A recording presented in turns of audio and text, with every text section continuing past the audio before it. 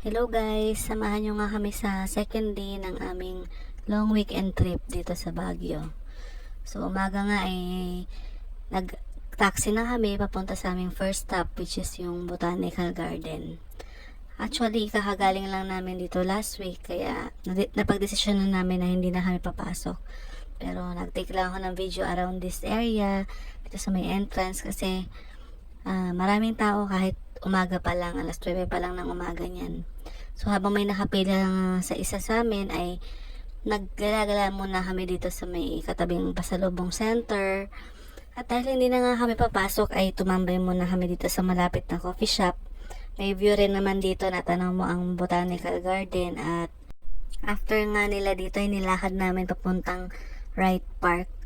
Masarap naman maglakad sa umaga dito dahil presko ang hangin. At yung medyo malapit lang naman yung distansya niya. Nagpicture nga muna kami dito sa Apache.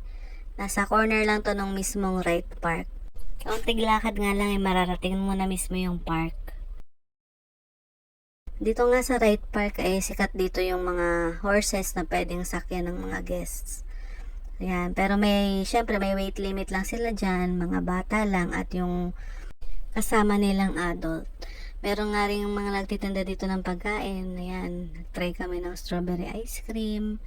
At after nga namin dito ay nag-taxi uli kami papuntang Mines View, dahil dito naman yung medyo malayong distansya niya mula sa Wright Park. Pagpasok mo nga sa Mines View ay maaamoy mo na yung mga inihaw na pusit, inihaw na mais. Pero ang nakakapukaw talaga ng aming paningin ay yung mga halaman dito. May iba't ibang mga herbs, may siling kulay violet, Korean sili daw yon, mga flowering plants, ayan, merong lavender, meron ding mga stargazer, meron din yung pwede mong i-display sa table nyo. Dahil nga malamig na yung weather, namumula na rin yung mga poinsettia plants nila dito. Sunod nga namin pinuntahan ay yung view deck dito. Ayan, dati pwedeng akitin yan, ngayon hindi na.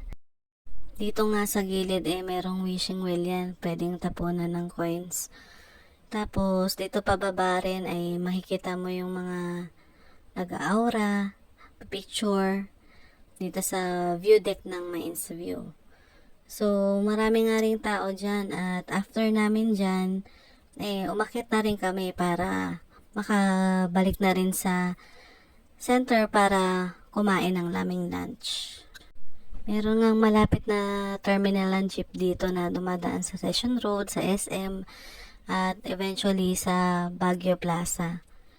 So dahil malapit na nga kami doon, ay naisipan na rin namin mamalengke. Pero dahil nga may bit-bit kami at mahirap maghantay ng taxi, ay nilakad rin lang namin.